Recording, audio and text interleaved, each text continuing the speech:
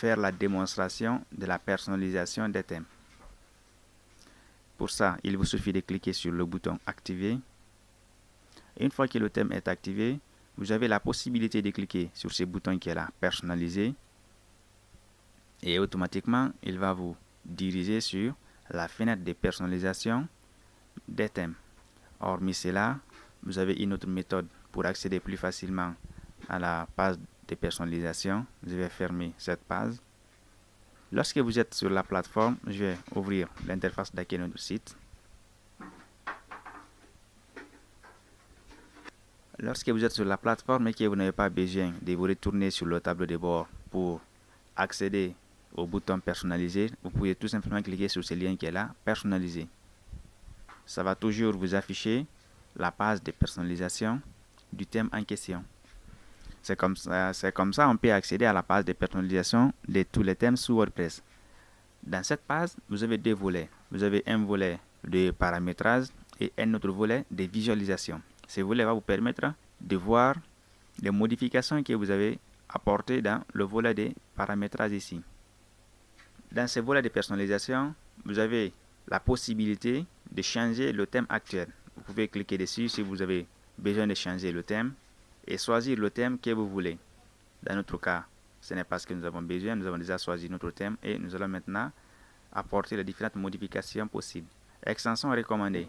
Ce thème requiert l'utilisation d'une extension supplémentaire pour pouvoir accéder à toutes les fonctionnalités complètes du thème. Et pour cela aussi, vous pouvez remarquer qu'il y a la version payante pour ce thème. Il y a une version gratuite que nous utilisons, mais pour en bénéficier de toutes les fonctionnalités au complet, vous allez devoir payer le thème. Mais nous allons nous contenter de la version gratuite et utiliser les peu de fonctionnalités que nous avons. Ça sera suffisant pour notre site. Par commencer, nous allons voir l'identité du site. L'identité du site va vous permettre de modifier le titre du site. Par exemple, nous sommes là avec formation. Je peux maintenir cela ou bien modifier si vous voulez. Vous avez aussi le slogan du site qui est là. Vous pouvez modifier le slogan ou bien l'enlever tout simplement si vous n'avez pas besoin d'un slogan sur votre site. Ou au lieu de l'effacer, vous pouvez décocher cette case ici, afficher le slogan et le titre. Lorsque vous décochez cette case, cela va masquer le titre et le slogan sur la page. Mais si vous avez besoin de maintenir le titre, vous serez obligé de cocher cette case. Comme ça, le titre est maintenu et vous pouvez effacer en ce temps le slogan. Le logo du site, c'est très important parce que c'est ce logo-là qui va aussi permettre à les utilisateurs de reconnaître sur d'autres plateformes que c'est votre site. Parce qu'une fois qu'ils seront sur le site, ils verront le logo. Et sur d'autres plateformes aussi, s'il y a le lien d'accès à votre site, ça pourrait les aider à mieux identifier votre site. Vous pouvez sélectionner un logo. Si vous n'avez pas de logo dans votre bibliothèque de médias, vous pouvez aller téléverser à partir de votre disque. Je vais chercher une image simple comme logo.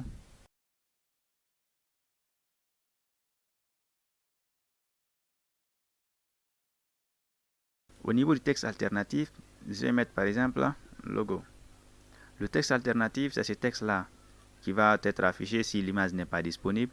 Et aussi, c'est ce texte-là qui sera lu sur la tablette des handicaps. Et le titre, c'est le texte qui va être survolé, qui va s'afficher lors du survol de la souris sur le logo. Je vais cliquer sur sélectionner. Nous allons l'ajouter sans recadrer. Voici le logo. Notre logo a été défini pour le site. Pour maintenir les modifications que vous apportez au site, vous devez cliquer sur Publier. À chaque fois que vous apportez une modification que vous devez maintenir, pour ne pas oublier, vous cliquez sur Publier pour pouvoir enregistrer cette modification. Là, c'était sur l'identité du site, d'où vous pouvez définir un logo pour le site, le titre et ainsi que le slogan. Encore, vous avez l'icône du site. L'icône du site, c'est cette icône qui va s'afficher dans la barre d'état, dans l'onglet. L'icône du site, c'est cette icône qui va s'afficher sur l'onglet des navigateurs. Lorsqu'un visiteur va ouvrir votre site, c'est cette icône-là qui va être affichée. Et c'est cette icône-là aussi qui sera visible dans le résultat des moteurs de recherche. Donc, il est très important de définir une icône pour votre site. Après avoir apporté certaines modifications à l'identité du site, nous allons maintenant nous intéresser à la section d'en-tête. Dans la section d'en-tête, vous avez par exemple la barre de recherche que vous pouvez activer ou désactiver et définir une icône comme bouton de recherche. Vous pouvez sélectionner ici une icône qui correspond mieux à la recherche, par exemple celle-là, FA Chic Plus. Désormais, vous avez ici une icône qui va permettre à vos utilisateurs d'effectuer une recherche sur le site. Ensuite, je publie. Le contact d'en-tête va vous permettre d'ajouter un bouton sur lequel vos utilisateurs peuvent cliquer pour vous contacter. Par exemple, vous pouvez choisir une icône si vous décidez par exemple que vos utilisateurs vous contactent via une adresse email. Vous pouvez par exemple mettre l'icône d'une adresse mail. Ensuite, définir le lien. Mettre maintenant votre adresse email ici. Le titre et le sous-titre sont facultatifs. Vous pouvez tout de même les définir si vous voulez. Je vais cliquer sur Publier. Section du pied de page. Au niveau de la section du pied de page, vous avez ici le contenu du droit d'auteur. Vous avez le contenu du droit d'auteur qui est là. Copyright 2021, le nom de la plateforme, formation, propulsé, Anthos thème WordPress. Donc vous pouvez modifier ce texte qui est là, par exemple propulsé par, au lieu de mettre Anthos thème, l'auteur du thème, vous pouvez par exemple mettre votre propre nom. Je vais mettre par exemple NST Design.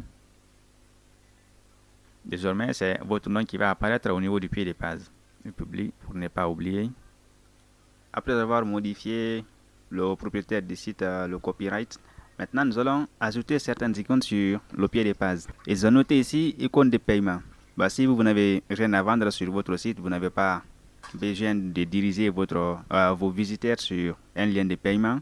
Vous pouvez remplacer ces icônes par l'icône des réseaux sociaux. Par exemple, diriger vos utilisateurs vers vos comptes Facebook ou aussi sur vos comptes Twitter ou bien sur votre chaîne YouTube par exemple. Pour commencer, nous allons sélectionner une icône. Par exemple, je vais sélectionner l'icône de Twitter et mettre son lien.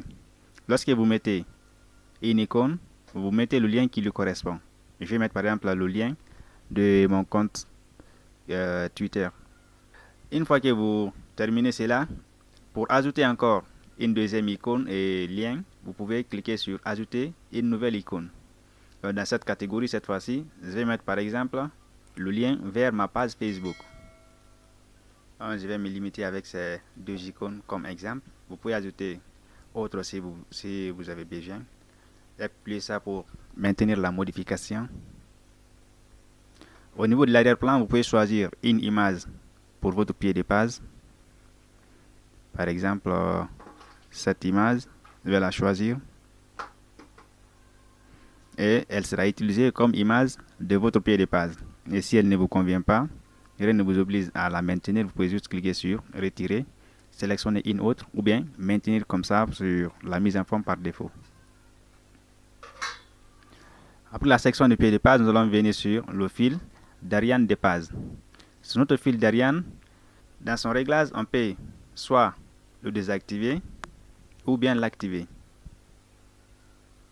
Ce fil d'Ariane va vous permettre ici d'afficher, de mettre le lien de la page sur laquelle vous vous trouvez actuellement et aussi le titre de la page. Vous pouvez tout de même définir une image d'arrière-plan pour le fil d'Ariane à partir de là, arrière-plan. Voici l'image qui est définie pour l'instant. Si vous voulez la changer, il suffit de cliquer sur changer l'image et choisir une image qui vous plaise. Par exemple celle-là, je vais cliquer sur choisir. Et elle sera définie comme l'image de mon fil d'Ariane. Ensuite, vous avez la colorimétrie de votre site. Vous pouvez définir une couleur d'en-tête et aussi définir une couleur d'arrière-plan. La couleur du texte d'en-tête et la couleur d'arrière-plan du site. Par exemple, au niveau de la couleur d'arrière-plan, c'est la couleur blanche qui est choisie par défaut. Vous pouvez bel et bien la modifier. Vous pouvez sélectionner cette couleur et vous verrez maintenant que l'arrière-plan de mon site serait en bleu. Mais je n'ai pas besoin de modifier cette couleur. Les couleurs qui sont là me conviennent bien. Je vais utiliser la valeur par défaut. L'image d'en-tête. Pour le moment, notre en-tête n'est pas affichée parce qu'elle ne contient pas d'image. Lorsque nous allons définir ici une image, celle-là par exemple, il va nous demander de recadrer l'image. généralement, le recadrage, je rencontre souvent des problèmes avec le recadrage. Je vais l'insérer comme ça sans recadrer. Voilà, maintenant nous avons notre en-tête qui est là et aussi l'image de notre fil d'Ariane. Les deux parties sont différentes. L'en-tête, c'est la première partie de notre site qui serait visible et le fil d'Ariane, ça serait la section qui va afficher le nom de la page sur laquelle nous nous trouvons et ainsi que le lien. Au niveau de l'en-tête, vous avez la possibilité d'ajouter encore autres images. Pour créer par exemple un effet de diapo, les images vont s'échanger après une durée déterminée. Je vais ajouter encore une nouvelle image. Pas de recadrage. Et pour finir, je vais ajouter une troisième image. Celle-là par exemple.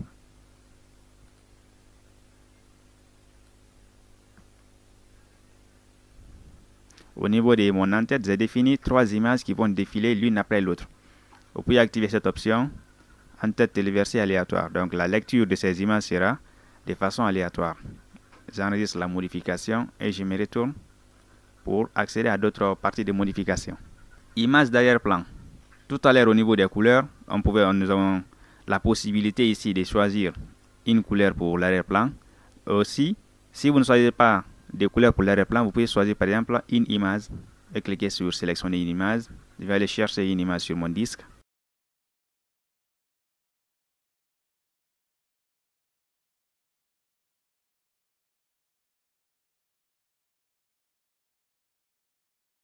Je vais choisir cette image comme mon image d'arrière-plan. Et cette image-là maintenant sera utilisée sur tout mon site comme le fond de toutes les pages sur mon site. Les pré-réglages par défaut. Comment l'image doit s'afficher. Si vous remarquez ici, l'image est répétée. Alors, nous pouvons modifier cela, rendre afficher l'image une seule fois, mais qu'elle remplisse toute la page. Par défaut, nous pouvons mettre ici l'image.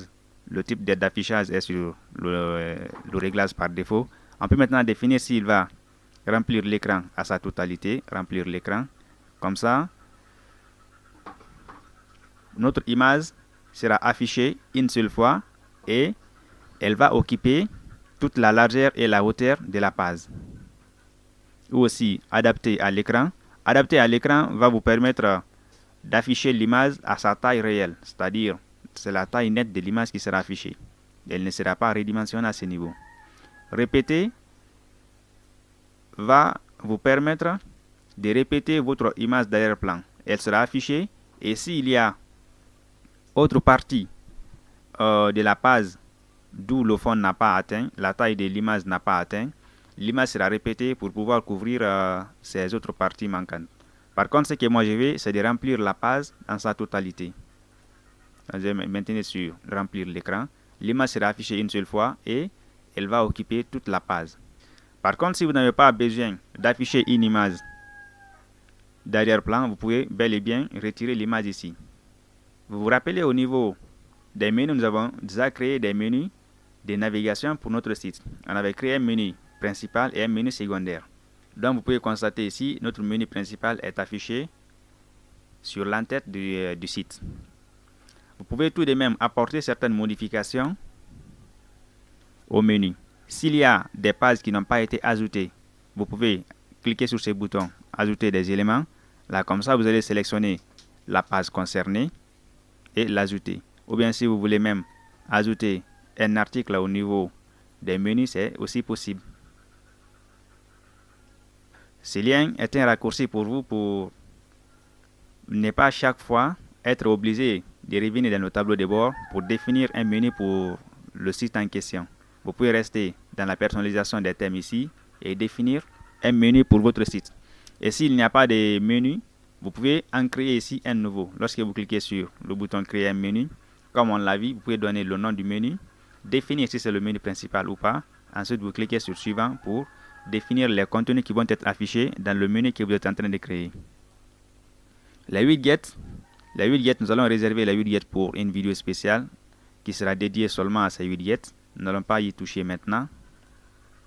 Au niveau du réglage de la page d'accueil, comme on l'a déjà fait, On peut définir si ce sont les articles qui vont être affichés comme accueil pour les visiteurs, ou bien si c'est une page statique qui sera définie comme page d'accueil pour nos visiteurs. Ce que nous avons défini au préalable, c'est ce qui est là. On avait défini une page d'accueil, on avait créé une page d'accueil qu'on a utilisée comme la page qui sera visible par nos visiteurs une fois qu'ils seront sur notre plateforme, qu'on avait nommée accueil. Par contre, si il n'y a pas de page que vous avez encore définie, vous pouvez cliquer sur ajouter une nouvelle page. Vous pouvez donner ici le titre de la page et cliquer sur ajouter. Hormis cela, si la page est déjà disponible mais qui n'est pas encore sélectionnée, vous pouvez dérouler cette liste et sélectionner la page que vous aimeriez définir en tant que page d'accueil de votre site. Aussi la page des blogs, nous avons déjà fait la page des articles. On avait créé une page blog qui va contenir les différents articles. Mais si ce n'est pas encore fait, vous pouvez la définir ici. Ou bien si cette page n'existe pas, vous pouvez cliquer sur ajouter une nouvelle page pour pouvoir créer la page et la définir comme la page des blogs.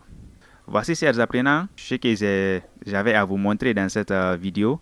Nous nous retrouvons très prochainement pour une nouvelle vidéo qui sera consacrée sur les extensions. Merci d'avoir suivi la vidéo. À la prochaine.